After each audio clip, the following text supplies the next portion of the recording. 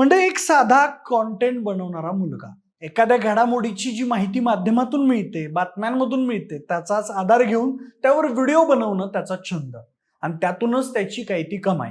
त्या मुलाचं नाव आहे मुकेश मोहन.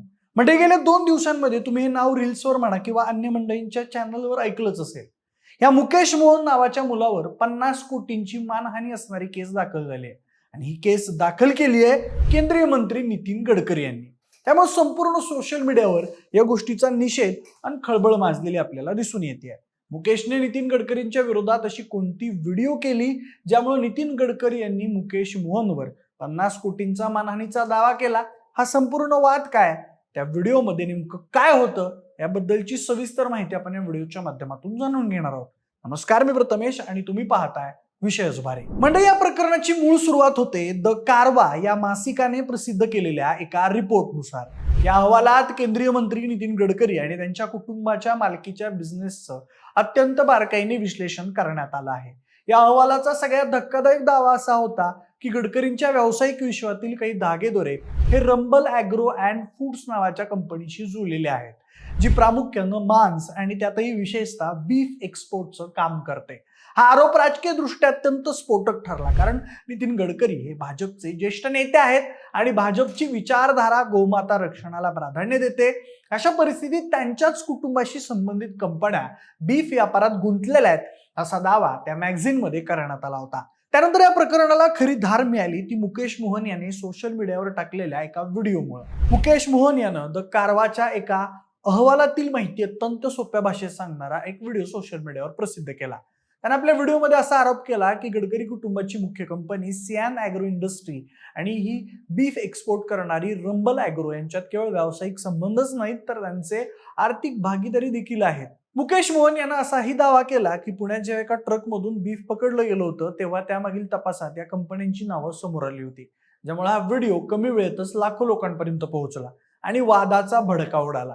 त्यानंतर नितीन गडकरी यांच्या कायदेशीर टीमने या आरोपांचा त्वरित निषेध केला. त्यांच्या मते मुकेश मोहन यांनी लावलेले सगळे आरोप खोटे आणि केवळ प्रसिद्धीसाठी किंवा राजकीय द्वेषापोटी केलेले आहेत.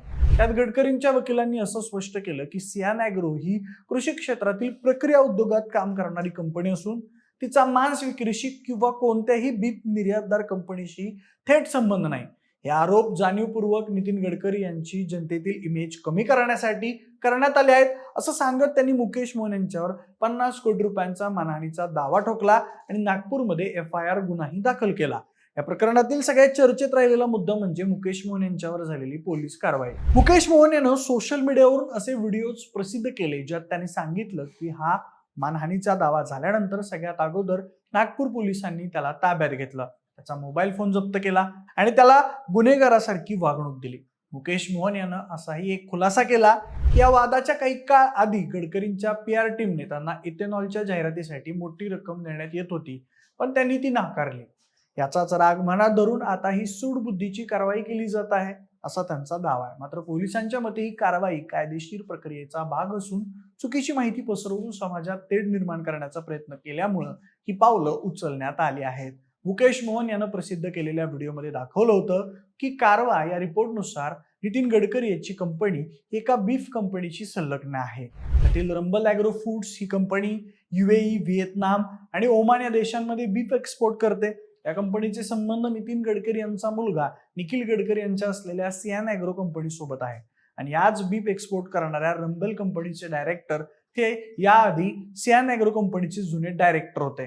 त्यामुळे नितीन गडकरी यांच्या भोवती निर्माण झालेले अनेक प्रश्न त्याने त्याच्या व्हिडिओमध्ये दाखवले. त्यासोबत या व्हिडिओमध्ये दोन्ही कंपन्यांना आतापर्यंत मोठमोठे लोन मिळाले आहेत आणि ते अशा बँकेकडून मिळाले आहेत ज्या बँकेच्या डायरेक्टर नितीन गडकरी यांच्या पत्नी आहेत, हे सुद्धा दाखवलं. त्यानंतर व्हिडिओमध्ये मुकेशने दाखवलं की या कंपन्यांच्या जाळ्यात अनेक शेल कंपन्यांचा वापर करण्यात आला आहे, जेणेकरून मुख्य माणसाचं नाव समोर येणार नाही. त्याने पुण्यातील एका घटनेचा सविस्तर उल्लेख केला जिथं पोलिसांनी बीफने भरलेला ट्रक पकडला होता.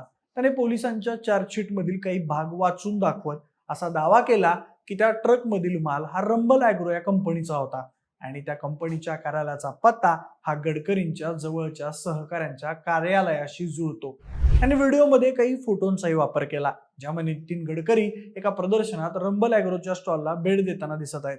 त्यांच्या मते ही भेट केवळ योगायोग नसून ती मार्केटिंगची भेट होती. मुकेश मोहन यांनी त्यांच्या व्हिडिओत फक्त व्यावसायिक व्यवहारांवरच भाष्य केलं नाही, तर त्यानं या प्रकरणाला नैतिक आणि धार्मिक जोड सुद्धा दिली. त्यानं असंही म्हटलं की एकीकडे सरकार बीफ बंदीसाठी कडक कायदे करतं आणि दुसरीकडे त्यांच्याच महत्वाच्या मंत्र्यांच्या व्यावसायिक भागीदारीतून बीफ निर्यात करणाऱ्या कंपन्यांना बळ दिलं जातं. हा विरोधाभास जनतेसमोर येणं गरजेचं आहे. त्यांनी असाही आरोप केला की या कंपन्यांना मिळणारी बँक लोन्स आणि सरकारी सवलतींमध्ये मंत्र्यांच्या पदाचा प्रभाव वापरला गेला असण्याची शक्यता आहे. व्हिडिओच्या शेवटी त्याने ट्विट करत असा प्रश्न उपस्थित केला की सध्या सत्तेत असलेल्या मंत्र्यांच्या विरोधात जर एखादी भूमिका घेतली तर आपल्यावर 50 कोटी रुपयांचा मानहानीचा दावा होऊ शकतो. त्यामुळे इथं आपल्या अभिव्यक्ती स्वातंत्र्याचा प्रश्न निर्माण होतो. त्यासोबत मुकेश मोहन याचा फोन जप्त करून त्याला जेलमध्ये टाकलं जाऊ शकतं असंही तो म्हणाला. बाकी मंडळी, सत्तेच्या विरोधात भूमिका घेतल्यावर आपल्यावर देखील अशीच कारवाई होऊ शकते का?